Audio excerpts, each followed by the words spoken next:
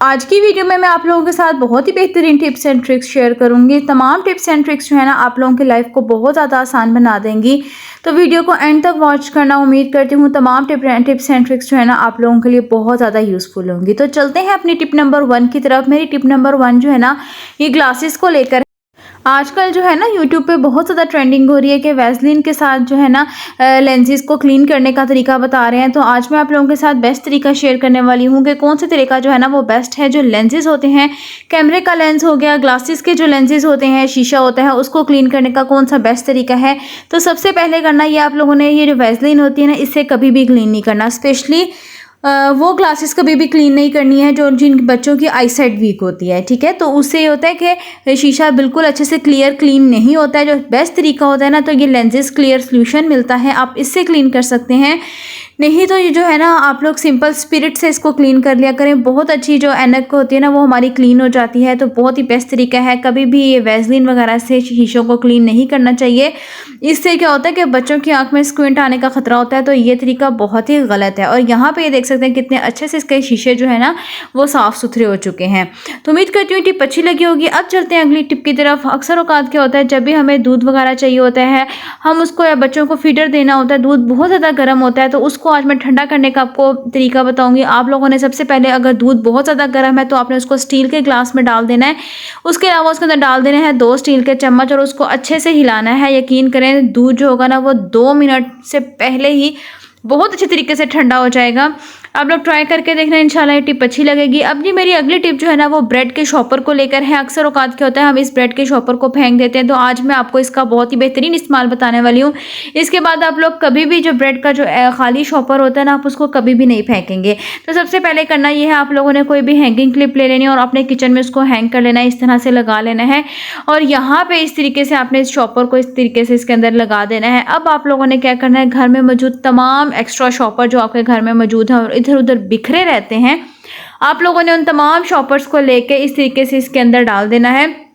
डालने के बाद जी आप लोगों ने इसमें जो है ना वो कैंची की मदद से छोटा सा होल कर लेना है। सर्कल शेप का हम यहाँ पे एक होल कर लेंगे। इससे ये होगा कि तमाम शॉपर जब भी हमें ज़रूरत होंगे हम इजीली इसमें से निकाल सकेंगे और हमें बार बार मुश्किल भी नहीं होगी। अक्सर औकात करते शॉपर हमारे कैबिनेट्स वगैरह में पड़े रहते हैं, या अक्सर और मैंने लोगों के घरों में शॉपर देखे हैं जो आलू प्याज का स्टैंड होता है ना उसके अंदर पड़े रहते हैं। तो ये बहुत ही बुरा लगता है, किचन इससे बहुत गंदा लगता है। तो ये छोटा सा सिंपल सा तरीका है। उम्मीद करती हूँ ये टिप आप लोगों को अच्छी लगी होगी। अब जी इसके साथ साथ चलते हैं हम अपनी नेक्स्ट टिप की तरफ। मेरी नेक्स्ट टिप जो है ना वो ग्लास को लेकर है। जब भी हमारे यहाँ बड़े ग्लास होते हैं ना उनको क्लीन करना बहुत मुश्किल हो जाता है, जिनका मुंह मतलब बहुत ज़्यादा आगे से तंग होता है और उनकी लंबाई ज़्यादा होती है उन ग्लास की। तो सिंपल आप लोगों ने करना यह है, स्कॉच ब्राइट ले लेना है, उसके स्पंज के ऊपर जो है ना इस तरीके से फोक को लगाकर इस तरीके से आपने क्लीन करना है। इतना अच्छा ग्लास साफ हो जाएगा। क्योंकि कुछ ग्लास ऐसे होते हैं जिनका मुंह ऊपर से बहुत ज़्यादा तंग होता है और हाथ डालें तो वो उन ग्लास को का जो शीशा होता है मतलब ग्लास होता है उसको टूटने का खतरा होता है। तो इस तरीके से आपका हाथ भी जख्मी हो सकता है। तो आप लोग जो है ना इस तरीके से बड़े ग्लासों को क्लीन कर सकते हैं। बहुत सिंपल सी ट्रिक है। उम्मीद करती हूँ ये तरीका आप लोगों को अच्छा लगा होगा। अब जी इसके साथ साथ चलते हैं हम अपनी अगले टिप की तरफ। मेरी अगली टिप जो है ना वो जुओं वाली कंघी को लेकर है। अगर आपके बच्चों के सर में जो है ना, जो स्कूल गोइंग बच्चियाँ होती हैं स्पेशल, उनके सर में अक्सर औकात जुएँ हो ही जाती हैं। तो उसको जो है ना 2 मिनट में जुओं को साफ़ करने का आज आपको तरीका बताऊँगी। आप लोगों ने टेप लेके ना इसके एक साइड पर इस तरीके से लगा देनी है। ठीक है, आप लोगों ने इसके जो कंघी होगी ना इस तरीके से आपने उसके हाफ पार्ट के ऊपर लगा देनी है। फिर आप लोगों ने करना यह है कि अगर आपकी बच्ची के सर में जुएँ होगी या बच्चे के सर में, तो आपने गीले गीले बालों के अंदर जो है ना इस कंघी को मारना है। जितनी लीकें होंगी, जितनी जुएँ होंगी, जितनी खुश्की होगी वो फ़ौरन ख़त्म हो जाएगी। ये बड़ी कमाल की टिप है। ना ही आपको किसी एंटीलाइज शैम्पू का ज़रूरत पड़ेगा, ना ही मुख्तलिफ़ किस्म की रेमेडीज़ करने की ज़रूरत पड़ेगी। तो मैं क्या करती हूँ, हमेशा जब भी अक्सर औकात मेरी बेटी के सर में हो जाती है तो मैं हमेशा इसी तरह से क्लीन करती हूँ। ये देख सकते हैं कंघी पे कितनी ज़्यादा खुश्की आई है। अब जब चलते हैं अगली टिप की तरफ। मेरी अगली टिप जो है ना वो टॉवल स्टैंड को लेकर है। जब भी हमारे यहाँ मर्द हजरात अक्सर औकात शॉवर लेकर आते हैं और टॉवल इस तरह से हम खवातीन इस जो है ना दरवाजे के ऊपर हैंग कर देती हैं, जो बहुत ही बुरा लगता है। तो आज मैं आपको टॉवल का एक बहुत ही बेहतरीन स्टैंड बताऊँगी। आप लोगों ने इस तरीके से ले लेना है। हैंगर, कोई भी स्टील का हैंगर लेके उसको आपने इस तरीके से खोल देना है। खोलने के बाद आपने उसको सर्कल शेप में उसकी शेप दे लेनी है। बहुत आसानी से आप दे सकेंगे। इस तरीके से आराम आराम से आपने इसको फोल्ड कर लेना है। किसी किस्म के प्लास वगैरह की ज़रूरत नहीं पड़ेगी, सिंपल आपको थोड़ा सा इस पर जोर लगाना पड़ेगा तो इसकी शेप जो है ना वो सर्कल शेप में हो जाएगा। तो इस तरीके से जो है ना आपने इसको शेप दे लेनी है और इतना बेहतरीन सा आपके पास एक स्टैंड बन के ये तैयार हो जाएगा, टॉवल स्टैंड। यही दराज से आप लोग लेना, 900 से लेके 1000 तक इसकी प्राइसेस है। और इस तरीके से आप गीला टॉवल को भी आसानी के साथ हैंग कर सकते हैं और वो इजीली सूख जाएगा और इसमें स्मेल भी नहीं होगी। तो ये थी आज की हमारी टिप एंड ट्रिक। उम्मीद करती हूँ टिप्स अच्छी लगी होंगी जी। ये देख सकते हैं कितनी बेस्ट तरीका है इसको हैंग करने का, आप लोग भी ट्राई कीजिएगा। अब जी साथ साथ ये चलते हैं हम अपनी अगली टिप की तरफ। यहाँ पे आज मैं आप लोगों को फोक का बहुत ही बेहतरीन यूज़ बताने वाली हूँ।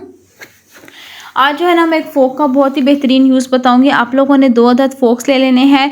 2 कांटे लेने के बाद जी आपने ले लेनी है 2 अदद रबड़ बैंड, ठीक है। तो रबड़ बैंड को जो है ना इस तरीके से आपने इसके ऊपर लगा लेना है। तो ये इतना बेहतरीन सा आपके पास एक ऑर्गेनाइज़र समझ लें, एक चिमटा समझ लें। हमारे इस बार में इसको खाने वाला चिमटा कहते हैं। और ये आपके पास बेहतरीन सा बन के तैयार हो जाएगा विदाउट कॉस्ट। अगर शामी कबाब वगैरह हम फ्राई कर लेते हैं, कोई भी फ्राइंग चीज़ होती है, फ्राइज़ होती हैं, सीख कबाब वगैरह फ्राई करते हैं, तो उसको उठाने के लिए बहुत ही बेस्ट है। फिलहाल मेरे पास यहाँ खजूर पड़ी थी तो यहाँ पे मैं आपको इसको उठाकर दिखा देती हूँ। इतनी अच्छी इसकी ग्रिप थी, आप आसानी के साथ जो है ना इसको उठा सकते हैं।